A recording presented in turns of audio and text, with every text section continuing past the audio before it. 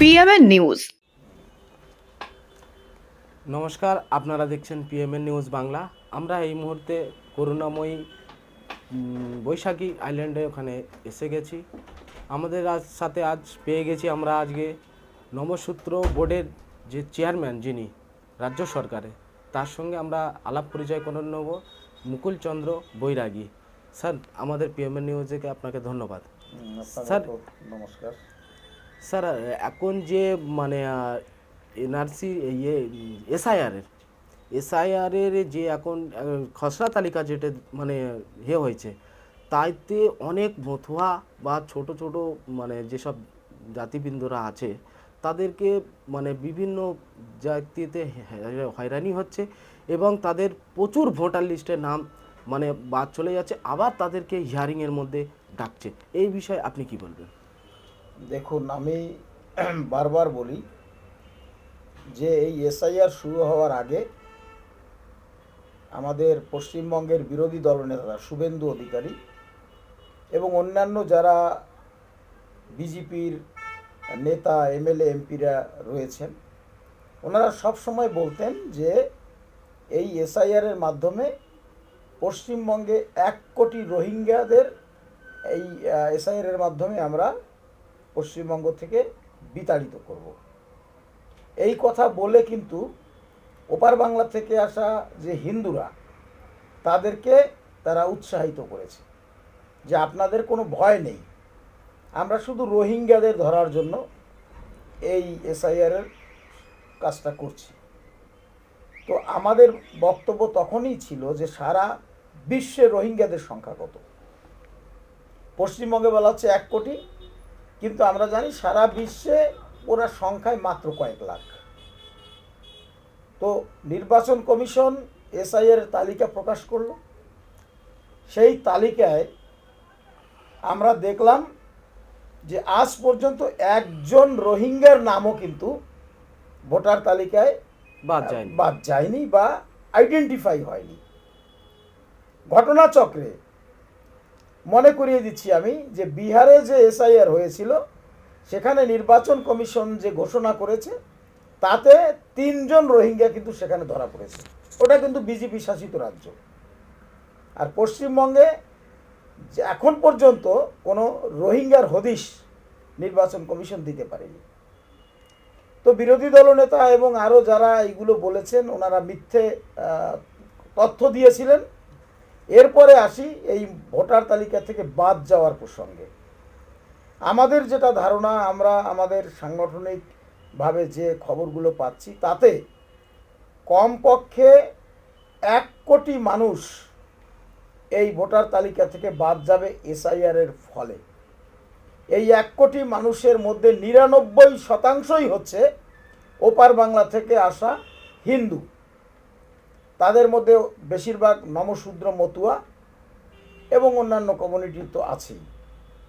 তো আমি বলবো যে এই যে 1 কোটি হিন্দু বাদ যাচ্ছে, আর এদিকে বারবার বলা হয়েছিল যে 1 কোটি রোহিঙ্গাদের বাদ যাওয়ার প্রসঙ্গ।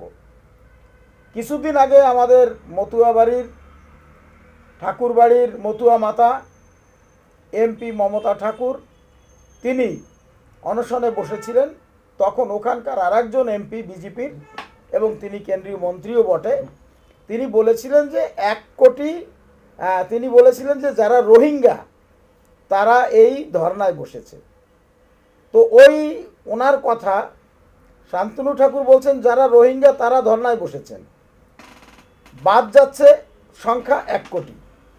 শুভেন্দু অধিকারী বলেছেন এর আগে 1 কোটি রোহিঙ্গাদেরকে এই পশ্চিমবঙ্গ থেকে বিতাড়িত করা হবে। তো সংখ্যাই কিন্তু মিলে যাচ্ছে।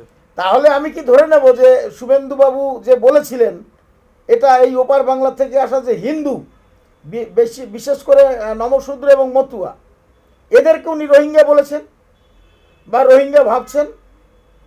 আমার যতটুকু মনে হয় যে উনি এই 1 কোটি রোহিঙ্গা যে বলেছিলেন, সেটা আসলে ওপার বাংলা থেকে আসা এই 1 কোটি হিন্দু এবং নমশূদ্র মতুয়া সমাজের মানুষ।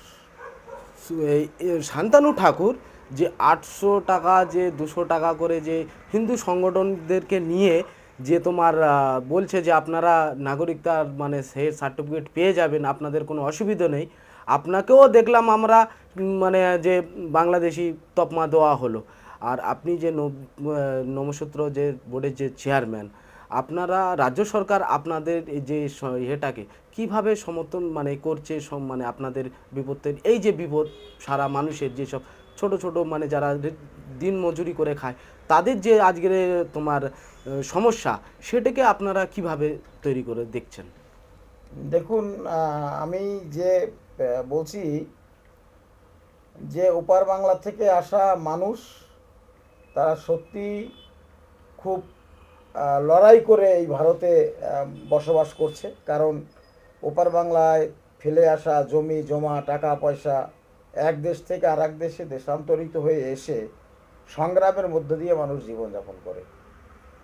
তো সেই সংগ্রামের মধ্য দিয়ে যে জীবনযাপন করে সেই মানুষগুলোর একটা দিন নষ্ট হওয়া, একটা রোজ নষ্ট হওয়া, এটা একটা মানবিক বিষয়। এবং মানবিক দিক থেকে বিষয়টাকে দেখলে মনে হবে যে এটা কেন্দ্রীয় সরকার এই সিদ্ধান্তগুলো, এটা আমাদের কাছে সত্যি বড় অবিচার। আর শান্তনু ঠাকুর যে একটা চাঁদা নিয়ে উনি ওনার মতুয়া মহাসংঘের সদস্য তৈরি করছেন এবং হিন্দুত্ব সার্টিফিকেট দিচ্ছেন, এটার জবাব ওনারাই দিতে পারবেন। কারণ আমি মনে করি যে যদি হিন্দুদের পাশে দাঁড়ানোর মানসিকতা থাকতো, সত্যিকারের আন্তরিকতা থাকতো, তাহলে তাদেরকে বিনা পয়সায় এই সার্টিফিকেটটা দেওয়া প্রয়োজন ছিল, যেটা বিভিন্ন হিন্দুত্ববাদী যে আশ্রমগুলো, সংগঠনগুলো, সংস্থাগুলো রয়েছে বিনা পয়সায় সার্টিফিকেট দিচ্ছে, এরকম আছে গাদা গাদা। এবারে আসি সিএ প্রসঙ্গ। সিএতে আবেদন কত লোক করেছে আমরা জানি না, ওনারা ক্যাম্প করে করে করেছেন, বলেছেন লক্ষ লক্ষ লোকে আবেদন করেছেন। তো একটা পরিসংখ্যান জানার চেষ্টা করেছিলাম, তথ্যসূত্র সঠিক না বেঠিক জানি না, সরকারিভাবে কোনো তথ্য আমরা পাইনি। ওনাদের তরফ থেকেই বলা হয়েছে যে 60,000 লোকে আবেদন করেছে। তো 60,000 লোকে আবেদন করেছে, এখন পর্যন্ত এই সিএ সার্টিফিকেটের সংখ্যা অতি নগণ্য, একেবারেই নগণ্য। আমার যতটুকু মনে হয় জানেন, এই যে কেন্দ্রীয় সরকার বা বিজেপির মেইন লক্ষ্য বিধানসভা নয়, বিধানসভা নির্বাচনে এই মানুষগুলো যাতে ভোট দিতে না পারে তা ওনারা পাকা করে ফেলেছেন। তো ওনারা নিজেদের কবর নিজেরা খুঁড়েছেন।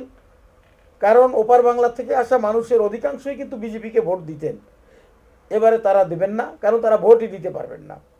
ওনাদের লক্ষ্য হচ্ছে লোকসভা নির্বাচন। বলেছেন যে সিএ আপনারা করুন, আপনাদের নাম সব তুলে দেব। সংবিধানে আছে, সংবিধানে এটা অবশ্যই লেখা আছে যে যদি কেউ নাগরিকত্ব পায় সে ভোটাধিকার পেতে পারে। কিন্তু সেই নাগরিকত্ব 60,000 লোকে আবেদন করেছে, নাগরিকত্ব পেয়েছে হাতে গোনা কয়েকজন, মানে 100 পার হয়েছে কিনা সেটা আমরা জানি না, পাইনি। দুই একটা দেখি হঠাৎ হঠাৎ ফেসবুকে বিজ্ঞাপন আকারে দেওয়া হয় যে আমরা এই যে নাগরিকত্ব সার্টিফিকেটটা পেলাম, বিজ্ঞাপন আকারে দেওয়া হয়। এবারে যদি ওনারা কয়েক হাজার কয়েক লক্ষ লোকের আবেদন মানে সার্টিফিকেট দেখাতে পারতেন তাহলে তো চরম বিজ্ঞাপন হতো। ওনাদের বিজ্ঞাপন দেওয়ার জন্য তো আর টিভি রয়েছে, আর বাংলা রয়েছে, একদম ফাটাফাটি করে বিজ্ঞাপন দিয়ে দিত, কোনো চিন্তা নাই আপনাদের, সব আপনারা পেয়ে গেছেন।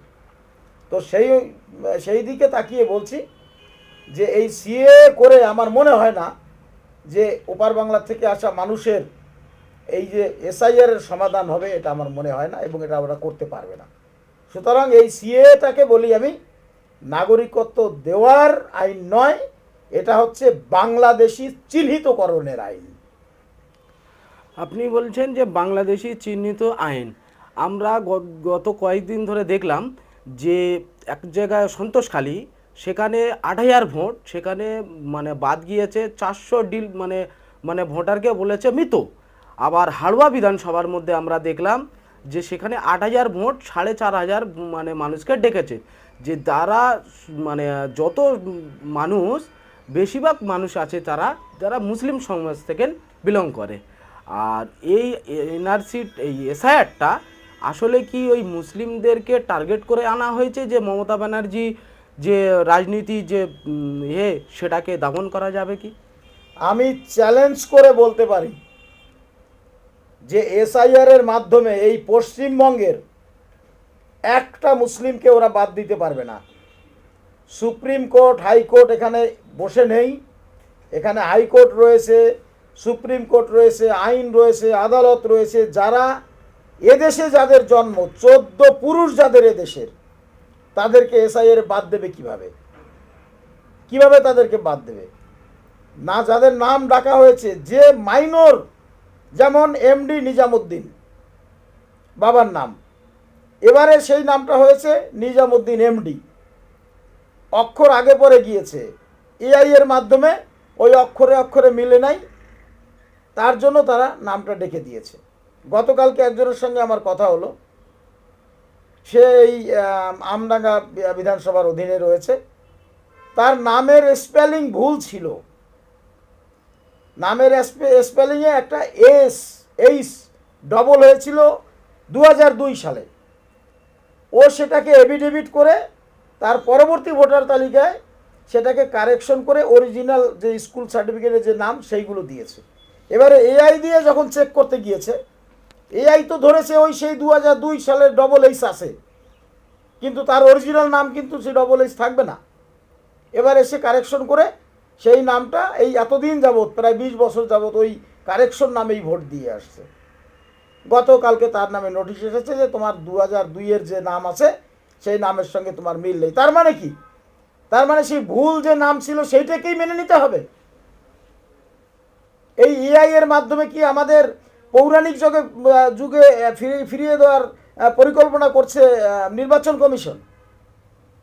নির্বাচন এআইকে বলুক না কেন, এআই নাকি সব কিছু পারে, তো এআইকে বলুক এদের নামগুলো কারেকশন করে সঠিকভাবে নোটিশটা জারি করতে। 2002 সালে সে যারাদের নামে ভুল ছিল, এবারে 2026 সালে কারেকশন করা নামগুলো সেখানে তারা ভুল ধরে সবাইকে নোটিশ ডেকেছে। পারবে না, এটা পারবে না। কারণ যারা এই দেশের জন্ম, অরিজিনালি যারা এই দেশের জন্ম, এটা আমাদের উপর বাংলা থেকে আসা হিন্দুদের ক্ষেত্রে যদি হয় সেটা বলা যেতে পারে যে আইন আদালত মামলা মোকদ্দমা করে হেরে যেতে পারে, কিন্তু যার 14 পুরুষ এই দেশে, তাকে কি করে বাদ দেবে? নামের স্পেলিং ভুল থাকতে পারে, তাকে কি করে বাদ দেবে? বাদ দিতে পারবে না। আমার আশঙ্কা এবং আমার ধারণা, নির্বাচন কমিশন এই কাজটি করে এই এসআইআরকে নিয়ে এমন জল পাকাবে যে পাকানোর ফলে নির্বাচনটা তারা পিছিয়ে দেওয়ার পরিকল্পনা করছে। পিছিয়ে দিলেই রাষ্ট্রপতি শাসন, আর রাষ্ট্রপতি শাসন মানেই হচ্ছে ইভিএম ইধার কা মাল উধার হয়ে যায়গা। এই হচ্ছে তাদের প্ল্যান। এটা আমাদের ধারণা যে নির্বাচন কমিশন বিজেপির একদম এ টিম, বি টিম নয়, এ টিম হিসেবে কাজ করছে। সরাসরি নির্বাচন কমিশন নির্বাচনে প্রার্থী ঘোষণা না করে, এটা আমার একটা সন্দেহ হচ্ছে যে তারা এই এসআইআর নিয়ে এমন জল পাকাবে, এমন গণ্ডগোল তৈরি করবে যে হাজার হাজার লোকে তারা সুপ্রিম কোর্টে গিয়ে মামলা ঠুকে দেবে যে আমার জন্ম এদেশে, 14 গোষ্ঠী এদেশে, তা আমার কেন ভোটার তালিকা থেকে নাম বাদ যাচ্ছে। সুপ্রিম কোর্ট সভাপতি বলবে এর নাম না ওঠা পর্যন্ত নির্বাচন হবে না। এরা এই পরিকল্পনায় আছে, কিন্তু মমতা বন্দ্যোপাধ্যায় সেই পরিকল্পনা সফল হতে দেবে না। মমতা বন্দ্যোপাধ্যায় মাটির নেত্রী, এমন নেত্রী যে তিনি জানেন যে এরা এই পরিকল্পনা করছে, আর সেই কারণেই কিন্তু তিনি দিল্লি অভিযানের সিদ্ধান্ত নিয়েছেন এবং যে সমস্ত এসআইআরে যারা মারা গিয়েছেন সেই সমস্ত পরিবারকে দিল্লির রাজপথে হাঁটাবেন এবং যে সমস্ত অরিজিনালি এদেশের মানুষ, 14 পুরুষ যাদের এদেশে জন্ম, তাদেরকে যে নোটিশগুলো দিয়েছে সেই নোটিশগুলো তিনি দিল্লিতে গিয়ে উপস্থাপন করে সারা ভারত তথা সারা বিশ্বের মানুষের নজর কেড়ে বলবেন যে এরা কি পরিকল্পনা করছে। এই পরিকল্পনা কোনদিন এই বাংলার মাটিতে সফল হবে না। স্যার, আমার শেষ প্রশ্ন, তাহলে যে নাম ভুল আছে, যাদের বয়সের মধ্যে একটা অন্তর দেখা দিচ্ছে, যারা অল্প বয়সে বিয়ে করেছিলেন আজ থেকে 40 বছর আগে, তাহলে তাদের একটা বয়সের ডিফারেন্স এসে গেছে অনেক ভোটারের ক্ষেত্রে, তাহলে তাদেরকে আর ভয়ের কোনো কারণ নেই। আপনি বলছেন যে এই নোটিশের পরে ভয়ের আর কোনো কারণ নেই, মানে সংবিধান আর সুপ্রিম কোর্ট এই জিনিসটাকে লিখে করে বের করতে দিতে হবে যে তারা বাংলাদেশে বা অন্য দেশের নাগরিক হয়ে যেতে পারবে না, এটাই বোঝাচ্ছেন। আমার আদালতের উপরে পূর্ণ ভরসা আছে, সুপ্রিম কোর্টের মহামান্য বিচারপতিদের উপরে পূর্ণ ভরসা আছে। আমরা জানি আমাদের ভারতবর্ষে আদালত শেষ কথা বলে, এবং আদালতের সিদ্ধান্ত, এটা আমরা সবাই মানি। আমাদের বিশ্বাস যে আদালত সঠিক কথা বলবে এবং আদালত এই অরিজিনালি যারা ইন্ডিয়ান তাদের ভোটাধিকার থেকে বঞ্চিত করার যে ষড়যন্ত্র, সেই ষড়যন্ত্র আদালত মানবে না এবং আদালত মানুষের যে অধিকার, সেই মৌলিক অধিকার যথাযোগ্যভাবে ফিরিয়ে দেবে। দেখলেন আমরা এতক্ষণ আপনারা যে দেখলেন যে তোমার জাস্ট কথা বললাম মুকুল চন্দ্র বৈরাগীর সঙ্গে, উনি যথেষ্ট মানে আশ্বাস, মানে যে দেশের সংবিধানের ওপরে, মাননীয় সুপ্রিম কোর্টের ওপরে যে বিজেপি এভাবে যে চক্রান্তটা চালিয়ে যে যারা দেশের মধ্যে এসআইআরটাকে নিয়ে যে একটা করছে, সেটা কিন্তু সে কোনোদিন সফল হতে পারবে না। আপনারা দেখছিলেন এতক্ষণ পিএমএন নিউজ বাংলা। আমি মেহবুব আলম, মিডিয়া পুরুষ, কলকাতা। जनहित से जुड़ी खबरों के लिए पीएमएन न्यूज को लाइक करें, शेयर करें और चैनल को सब्सक्राइब जरूर करें।